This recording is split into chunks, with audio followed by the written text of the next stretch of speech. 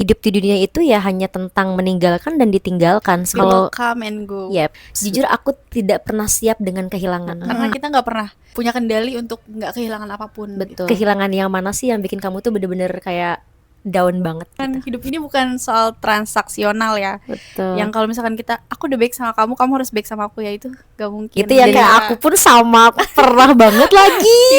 Yang namanya kayak oh gue udah sebaik ini ke dia gitu kan, gue berharap dia melakukan hal yang sama dan ternyata enggak, yang akhirnya gue kecewa gitu. Kan? Aku berharapnya di masa depan aku nggak akan nyesel karena aku ngelakuin sebaik-baiknya di hari ini. Gitu. Tadi karena mau semenyesal apapun, aku nggak bakal bisa balik ke masa lalu buat tidak melakukan hal itu. Yang akhirnya sebenarnya yang membuat luka di hati aku ini nggak sembuh-sembuh tuh ya sebenarnya diri aku sendiri gitu. Apa yang kita lakuin, apa yang kita tabur itu pasti akan kita tuai. Jujur aku pernah terjebak malah di zona setan itu gitu. Hai guys, it's me Cinot and welcome back to my YouTube channel. Back to Journey with Cika. Bersama aku Cindy, bersama aku Rizka. Apa kabar teman-teman semuanya? Halo. Kabarnya gimana nih kamu Riz hari ini? Aku hari ini alhamdulillah baik sih. Mbak Cindy gimana kabarnya? Alhamdulillah aku juga baik. Alhamdulillah. Semoga teman-teman juga baik selalu ya. Amin. Amin. Kita mau bahas apa nih hari ini? Bahas apa ya? Ayo. Jadi tadi tuh sebenarnya pas aku lagi kerja, aku tiba-tiba keinget sama nasihat yang pernah dikasih sama kakek aku. Apa tuh? Gitu. Jadi kan dulu nih disclaimer dulu ya. Kalau misalkan aku tuh dulu pernah yang namanya merasakan kehilangan gitu. Kayak semua orang ya. Semua orang sih. Aku juga pernah ya. Oh iya, apalagi kamu ya. Kamu udah kehilangan ibu kamu Iya. gitu, almarhumah gitu. Jadi semua orang pasti pernah yang namanya kehilangan, entah itu kehilangan barang ataupun orang. Gitu. Nah, untuk aku sendiri tuh waktu itu aku pernah kehilangan orang ya. Dan aku tuh sedih saat itu Riz gitu. Terus kakek aku itu menghibur aku dengan ngasih nasihat ini. Apa tuh? Gitu. Kata dia, kamu harus menerapkan 4 kunci kebahagiaan hidup. 4 kunci kebahagiaan hidup. Supaya kamu selalu bisa merasakan ketenangan, ketentraman, dan kedamaian. Gitu. Apa tuh? Mau tahu nggak? Mau tahu sih. Penasaran sih aku. Penasaran. Kita pokoknya tanpa skrip ya, gitu, mengalir aja gitu. Nah, jadi kunci kebahagiaan hidup dari nasihat kakek aku nih, yang pertama itu adalah jangan sedih sama yang sudah hilang. Gitu. Mungkin lebih tepatnya jangan berlarut dalam kesedihan kali ya. Betul. Karena kita nggak mungkin ya kalau nggak sedih ketika kehilangan sesuatu. Pasti sedih sih. Apalagi jangan terlalu berlarut gitu kali ya. Betul. Apalagi something or someone yang spesial. Nggak mungkin sih kalau nggak sedih ya gitu. Pasti sedih sih. Berarti kita koreksi dikit ya kata-katanya. Jangan berlarut dalam kesedihan ketika kehilangan. Betul. Gitu. Ketika kita merasa sedih sehabis kehilangan sesuatu atau seseorang, nggak apa-apa, jangan denial. Sadarin. Sadarin, akuin kalau misalkan ya aku sedih gitu loh. Aku sedih, tapi kita harus bisa kasih boundaries atau batasan. Misalkan aku habis kehilangan sesuatu gitu ya, terus aku merasa sedih nih gitu. Ya udah aku kasih batasan kayak ya udah boleh aku sedih, tapi cuman malam ini doang. Gitu. Besok ketika aku bangun, aku udah harus fight lagi nih. Semangat lagi dalam menjalani hari gitu. Nah, ini kan gak mungkin selesai dalam satu kali ya. Gak mungkin sembuh saat itu doang gitu. Saat itu juga, gak mungkin sembuh saat itu juga gitu. Pasti perasaan sedih itu akan datang kembali tuh. Entah itu besok, lusa, minggu depan, bulan depan gitu. Tapi yang terpenting adalah ketika rasa sedih itu datang lagi, ya kita kasih boundaries lagi gitu. Ya udah berapa jam, sejam nih mau nangis gitu. Jangan sampai deh ya. 5 menit aja, jangan lama-lama. Terbengkak sejam. Terbengkak kan matanya kan gitu. Ya udah misalkan 10 menit ya kita meromantisasi rasa sedih ini gitu. Setelah itu yuk kita alihin dengan cara kita melakukan hal yang bikin kita suka. Yang bikin kita happy, bikin kita senang. Bikin kita senang gitu. Misalkan nonton drakor gitu, kalau itu bikin happy gitu ya. Biar ke distract kali ya, kesedihannya tuh jangan sedih-sedih terus gitu. Betul. Atau kalau misalkan bisa alihin, kalau kamu kan suka makan ya. Kamu suka makan gak sih? Suka lagi.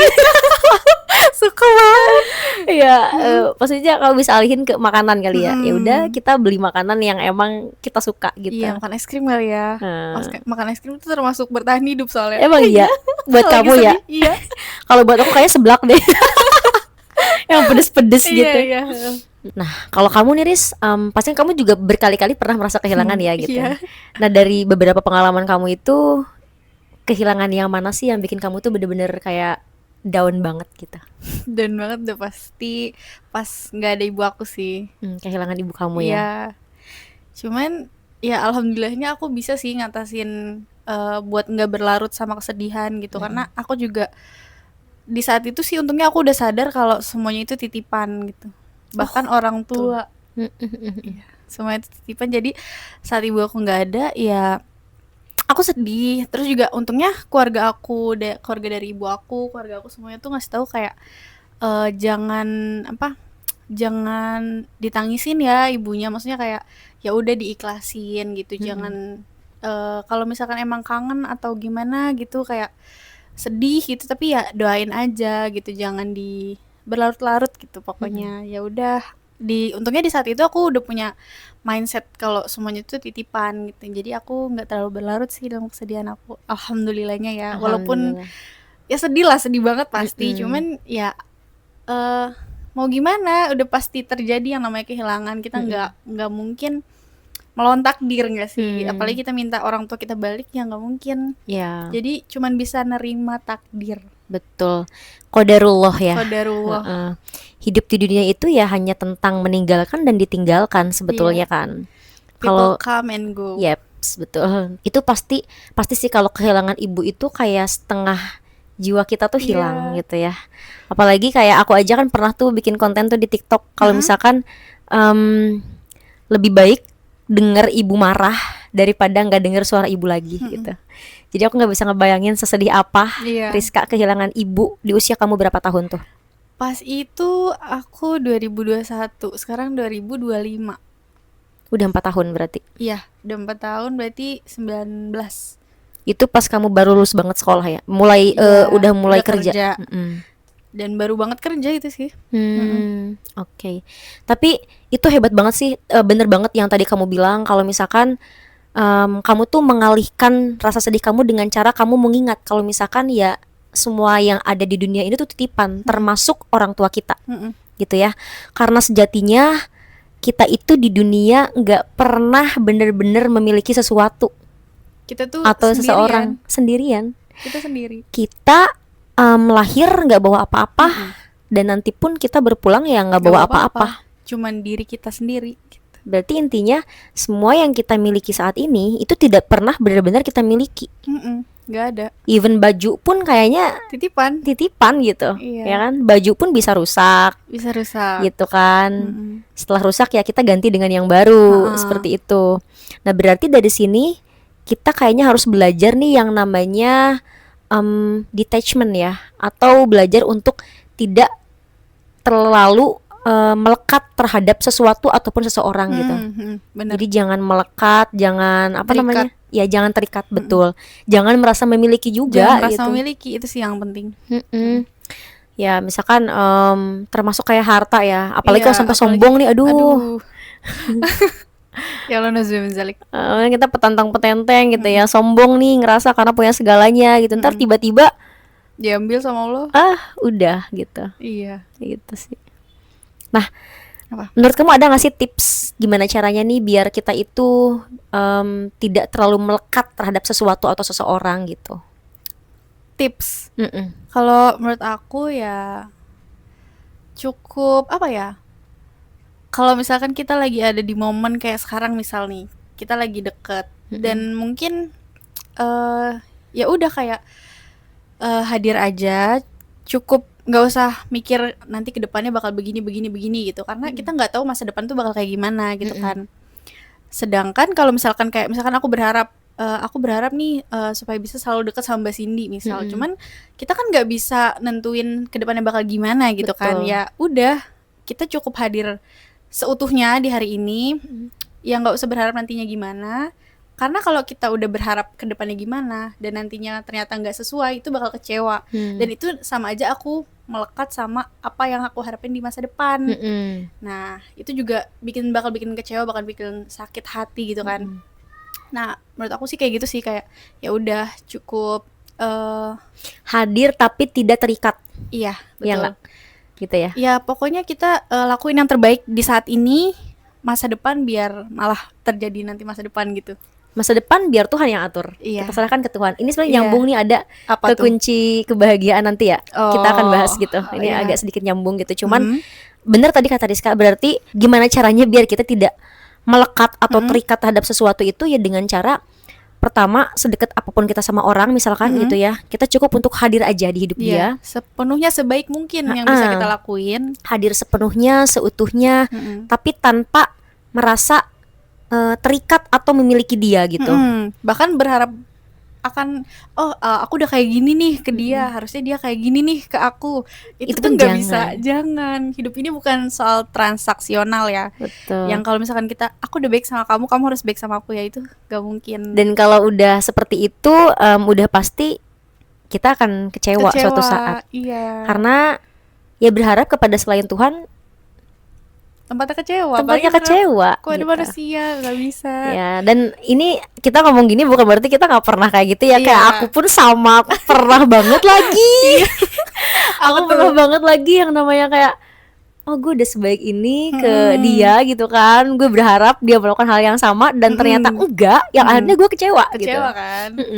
Kecewa, dan aku pikir waktu itu aku kecewa karena ulahnya dia. Ternyata enggak.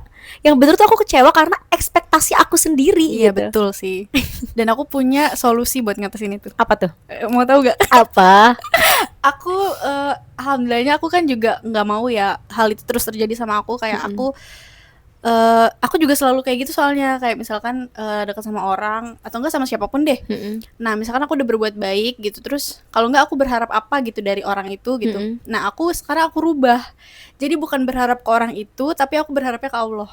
Jadi misalkan ceritanya aku mau berangkat kerja nih, terus ceritanya ada yang mau nganterin aku, dan dia tuh udah bilang kayak bakal nganterin aku gitu ya. Nah tapi aku nggak mau berharap penuhnya tuh ke dia, aku nggak mau. Jadi aku berharapnya lebih ke Allah aja sih, kayak ya Allah aku pengen deh ditemenin sama dia, mudah-mudahan emang bener dia bakal nemenin aku gitu.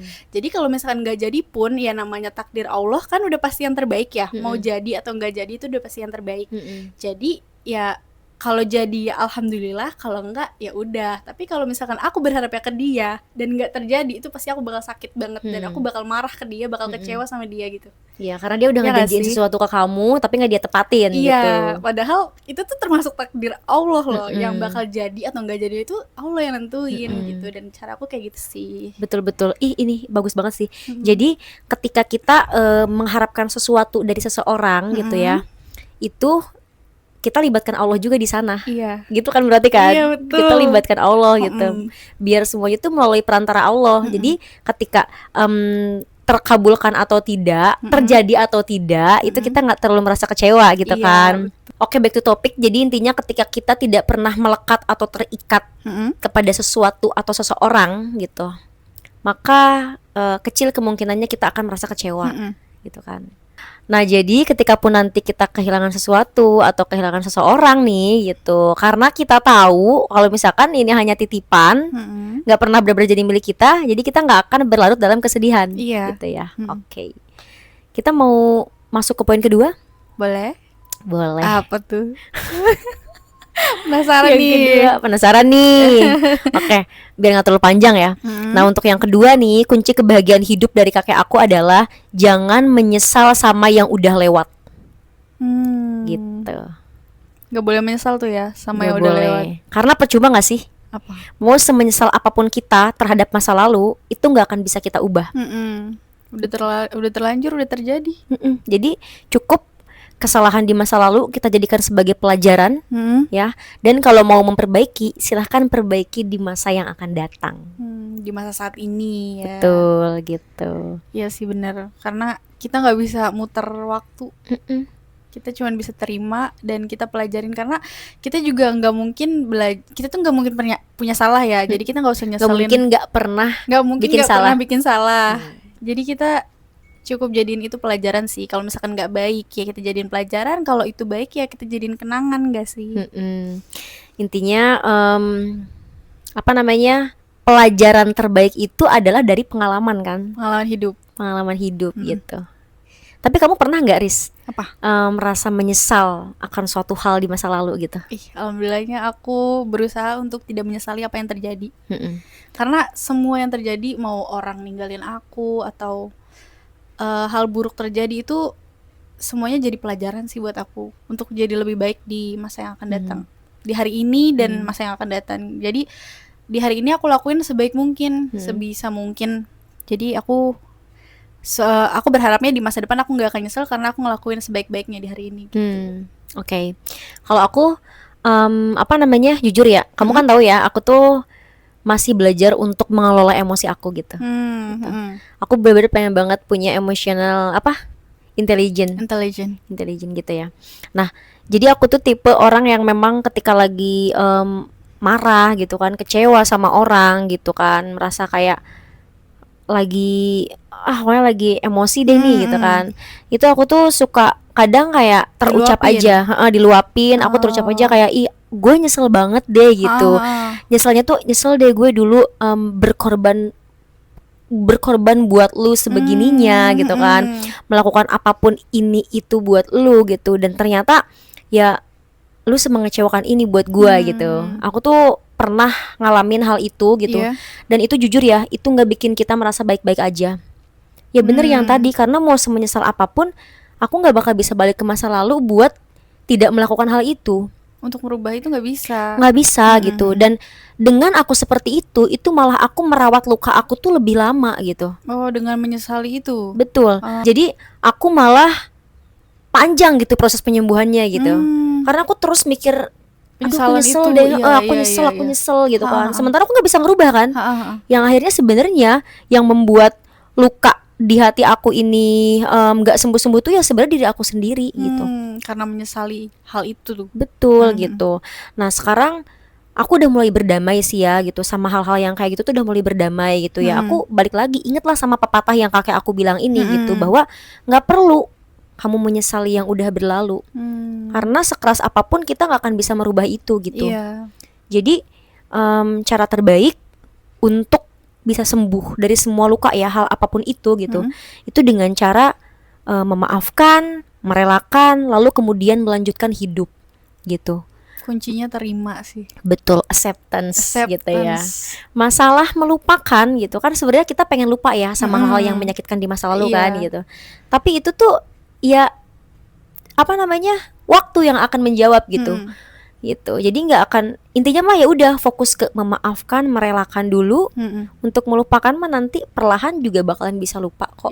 Kayak gitu sih. Walaupun gak sepenuhnya lupa, cuman kayaknya rasa sesal, rasa itunya tuh mungkin udah menipis. Betul. Udah nggak ada mungkin ya. Sesaknya udah hilang gitu. Kayak ketika ingat itu malah gini kalau udah bisa lupa tuh, kalau udah bisa acceptance ya. Ketika inget tuh malah kayak oh iya udah lewat ya.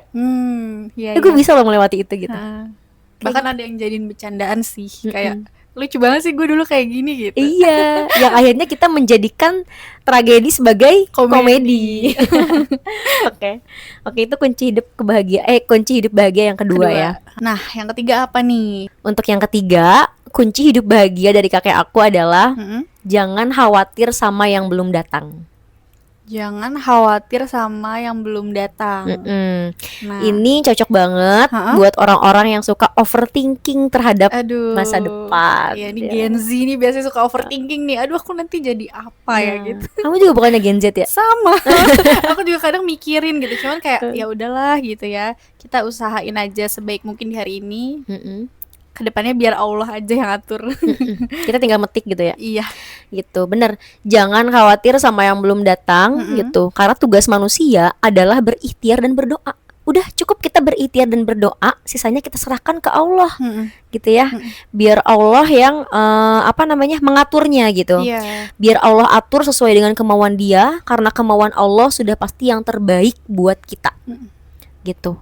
Jadi jangan sampai kita overthinking gitu kan, bergelut sama pikiran sendiri gitu kan, mengkhawatirkan hal-hal yang belum tentu terjadi gitu. Kebayang gak sih Kalau misalkan kita seperti itu, ya gimana kita mau bisa bahagia? Pasti kita masih stuck mikirin apa ya nanti gimana ya gitu. Padahal harusnya nggak usah terlalu dipikirin gak sih? Betul. Nantinya tuh kita nggak akan ngerasa tenang gitu kan, malah jadi khawatir berlebihan dan lain-lain. Dan itu nggak baik buat kesehatan mental kita.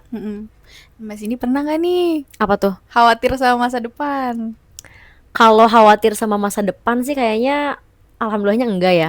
Aku lebih percaya aja gitu sama Allah gitu. Kalau untuk jalan hidup aku nih gitu. Cuman memang aku pernah yang namanya Apa? Memikirkan hal-hal yang tidak perlu aku pikirkan gitu. Gitu. Ya, memikirkan hal yang tidak perlu aku pikirkan. Misalkan kayak apa ya? Oh, misalkan gini. Misalkan nih aku deket banget nih sama temen gitu ya. Aku temenan namanya tuh deket banget, udah lama temenan gitu kan. Ini nyambung kayak yang tadi nih, tiba-tiba ada satu kejadian yang membuat aku sama dia itu agak renggang nih, jauh gitu kan. Agak renggang jauh gitu. Nah, itu aku kadang pernah nih memikirkan hal-hal negatif kayak dia nanti misalkan kan aku pas deket sama dia itu aku kayak sering cerita lah gitu kan. Maksudnya kita saling cerita lah gitu ya. Iya. Oh, takut dia ngerasain lagi. Ntar dia ini gak ya sebarin apa yang gue curhatin ke dia gitu kan. Dia bakalan hianat gak ya sama gue gitu kan. Kayak bener-bener misalkan ya semua cerita-cerita aku tuh misalkan ya dia akan cerita ke orang lain gitu loh, kayak khawatir bener gitu. Dia sejahat itu gak sih gitu, sampai ya udahlah pokoknya kayak gitu tuh. Terus sih gimana tuh? Nah, solusinya ya balik lagi, aku serahin lagi ke Allah gitu. Ya udah, ya gini, aku di sini berusaha buat integritas ya, buat punya integritas gitu. Karena kan ketika kita deket, yang cerita bukan aku doang ke dia, dia juga cerita ke aku. Jadi aku juga menutup rapat-rapat tentang cerita dia dulu ke aku gitu kan. Rahasia-rahasia dia yang pernah dia bagi sama aku. Aku menutupnya rapat-rapat. Aku gak pernah cerita ke siapapun walaupun kita udah gak deket gitu kan. Tentang ceritanya dia gitu. Dan ya aku yakin dia akan melakukan hal yang sama gitu. Jadi ketika kalau dia gak ngelakuin hal yang sama, kalau dia gak ngelakuin hal yang sama, ya udah itu urusannya dia sama Tuhan sih. Balikin lagi aja sih sebenarnya. Kunci legowo tuh apa sih? Balikin ke Tuhan semuanya gitu. Betul sih. Iya kan? Gitu. Dan alhamdulillahnya sih sebenarnya kekhawatiran itu nggak pernah terjadi sih. Alhamdulillah ya. Kalau kamu gimana? Kalau aku apa soal ini? Kamu kan tadi katanya sama lagi ngerasain hal yang sama, itu apa sih gitu? Sama.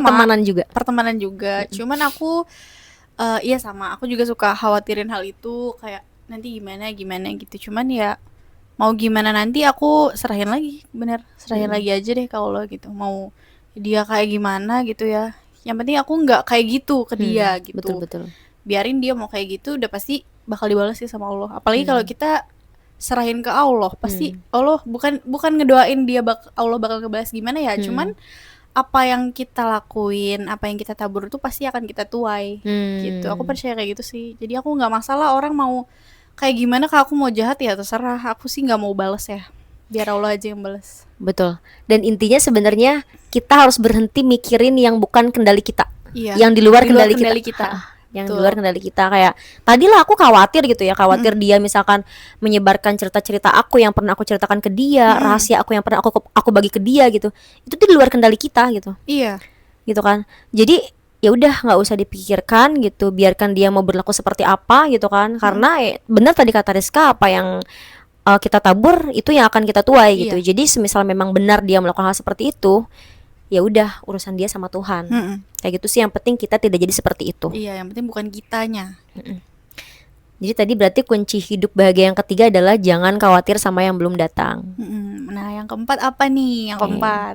Kalau yang keempat, yang terakhir, kunci hidup bahagia itu adalah ukur kemauan sama kemampuan. Ukur kemauan sama kemampuan. Ya, jadi intinya jangan sampai kita berhutang untuk sesuatu yang itu tuh bukan kebutuhan, gitu ya.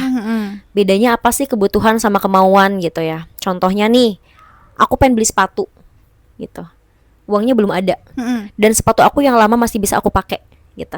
Ya udah, ditahan dulu nih rasa pengen belinya, tunggu sampai uangnya kumpul, uangnya ada, baru kita beli. Gitu. Jangan sampai kita ngutang cuman buat beli sepatu yang padahal sepatu lama pun masih bisa kita pakai. Kayak gitu ya. bukan berarti bener-bener gak boleh ngutang nih Riz, karena ada suatu hal yang ya udah nggak apa-apa buat ngutang yang bersifatnya kebutuhan.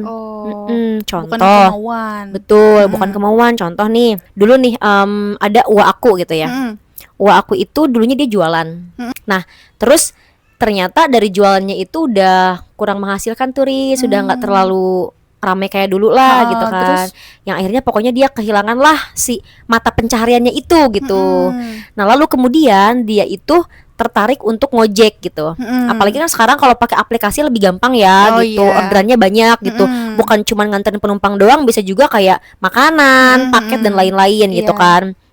Nah, akhirnya dia tuh ceritanya mau ngojek gitu. Tapi dia nggak punya motor.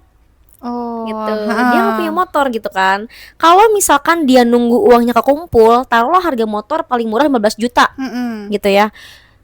Kalau dia nunggu sampai duitnya kekumpul ya akan sangat lama gitu.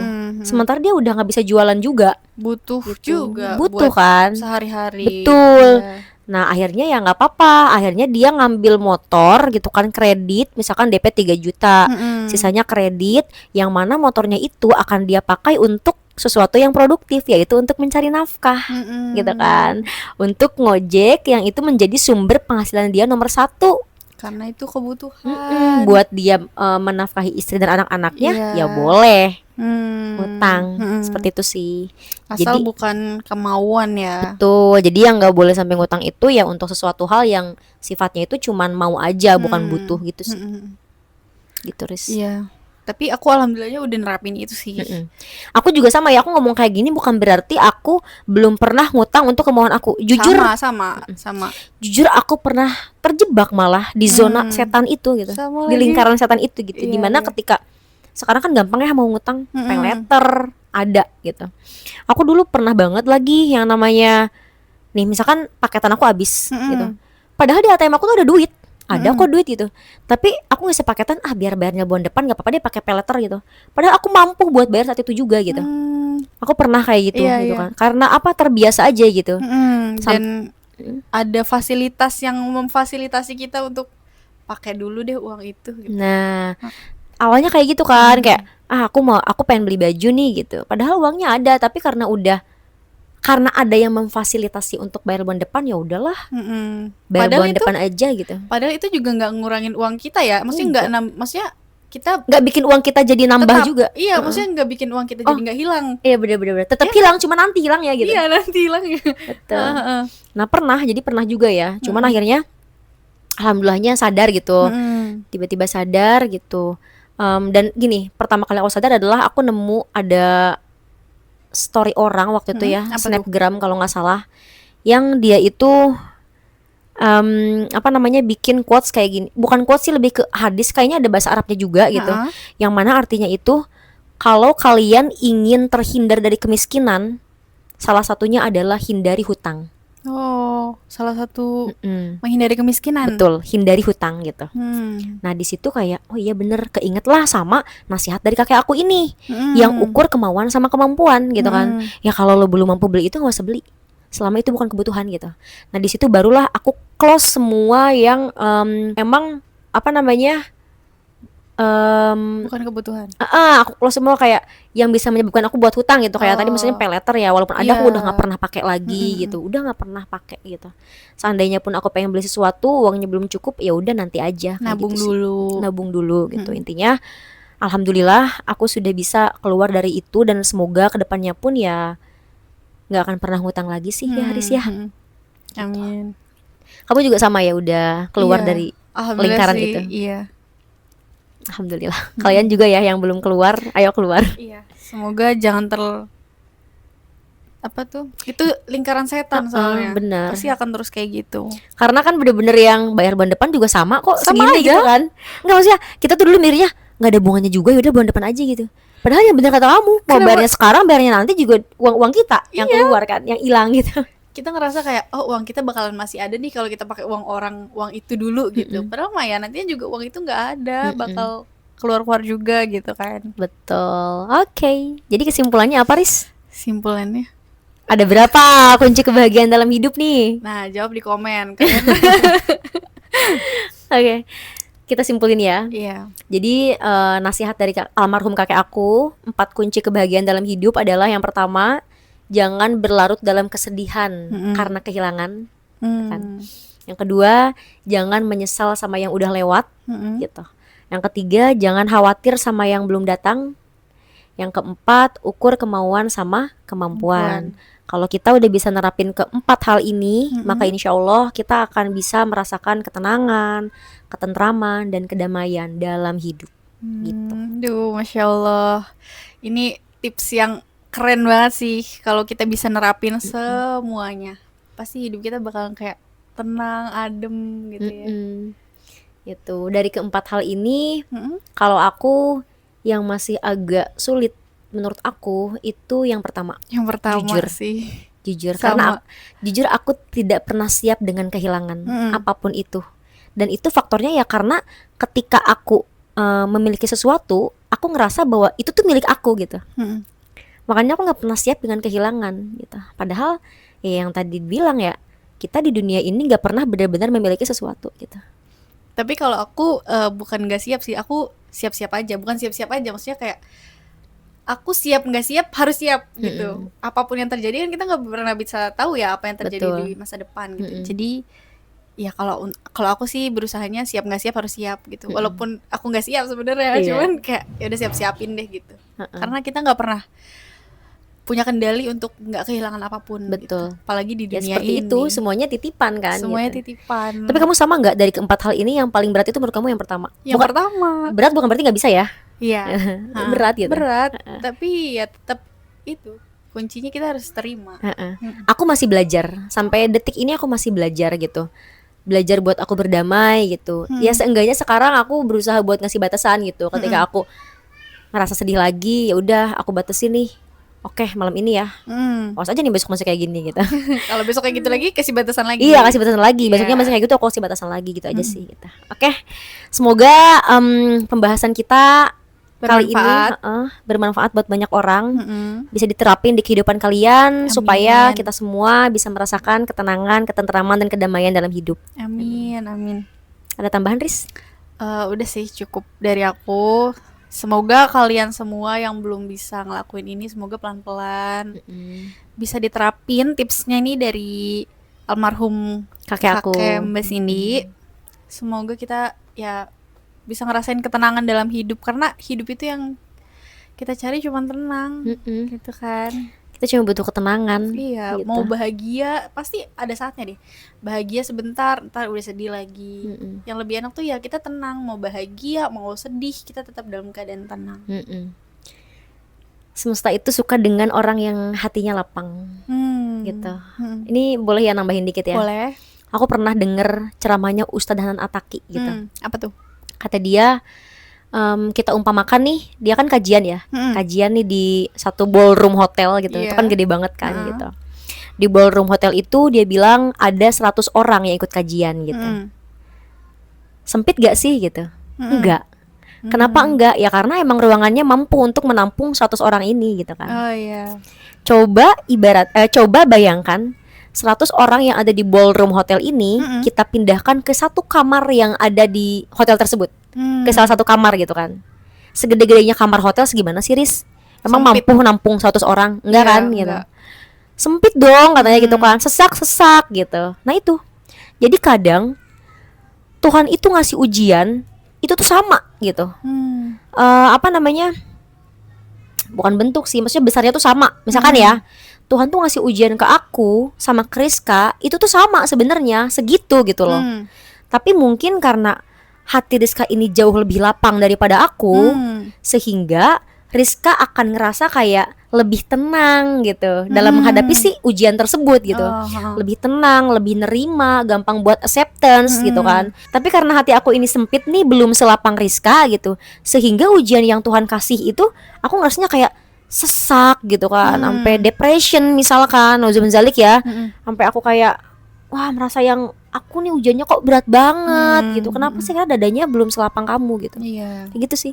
Jadi kuncinya adalah kita harus berhati luas gitu. Berhati lapang. Gitu. Karena semesta selalu menyukai orang-orang dengan hati yang lapang. Oke, jangan panjang-panjang ya, udah panjang banget. Iya, yuk. Kita tutup ya. Iya. Teman-teman, terima kasih yang udah nonton video kita. Jangan di-skip sama sekali. Iya, gitu. ini poinnya banyak banget nih yang penting. Iya, ini daging banget Daging sebenarnya. banget sih gitu. ini, aduh. Jadi jangan lupa teman-teman buat like, comment, and subscribe, dan juga share sebanyak-banyaknya ke semua orang. Mungkin teman-teman kalian yang lagi butuhin bisa share aja, dan kalian bisa komen di bawah kita mau bikin konten apa lagi, atau kalian mau curhat boleh, atau kalian mau mengungkapkan isi hati kayak iya itu kayaknya sama banget kayak aku ceritanya gitu. Kalian boleh curhat aja di kolom komentar. Boleh banget. Oke. Terus apa namanya, for information juga aku mau nambahin kalau misalkan aku itu lagi merintis apa namanya, TikTok juga ya. Oh iya. Ya, aku baru bikin akun TikTok baru, namanya aku cantumin kan di sini ya, with me Cindy gitu. Di situ aku fokus buat storytelling gitu, nge-share hal-hal yang semoga bermanfaat buat kalian, about self care, self love, dan self help gitu. Jadi kan kalau di TikTok kan lebih pendek-pendek ya, durasinya semenit, 2 menit, 3 menit gitu kan. Boleh banget mampir ke apa namanya, akun TikTok aku, support juga jangan lupa. Dan di sana juga sama, kalian bisa DM aku gitu, kirim pesan ke aku, siapa tahu mau curhat, mau sharing sama aku, boleh banget gitu ya. Oke, ini ada TikTok aku juga ya, cuman aku random aja sih. berarti kamu mau TikTok nih? Aku nyantumnya IG yang kemarin. Ya boleh, nggak apa-apa. Aku IG sama TikTok. Dua-duanya berarti. Iya. Oke, teman-teman, thank you buat supportnya. Udah ya? Ya, thank you so much for watching. Oke, see you on next video. Bye-bye.